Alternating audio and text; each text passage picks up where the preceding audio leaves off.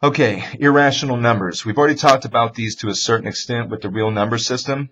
3 years ago, the kids were unable to use calculators, so they had to actually estimate what an irrational number is. You guys don't have to do that because now you guys get to use the calculator. So you'll just put square root of 42 into the calculator, and you will get 6.48. Okay? I could have gone further than that, but I just rounded to the hundredths place, all right, because it was 6.480. So the first thing you need to be able to do with an irrational number is say what two whole numbers it falls between.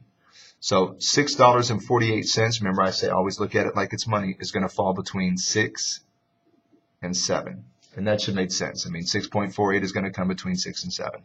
And whenever if you ever have any issues, the first number is going to be whatever the irrational number starts with. So if it's 5.2, then it's going to be between 5 and 6. If it's 12.3, then it's going to be between 12 and 13.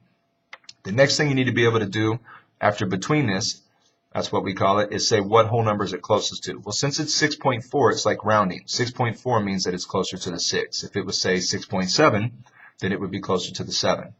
The last thing that you need to be able to do is to round to a specific decimal place. So let's say, for example, in this case, they said round the square root of 42 to the tens place. Well, square root of 42 as a decimal is 6.4807. The tens place is the 4. So we go to the number in front of it, which is 8.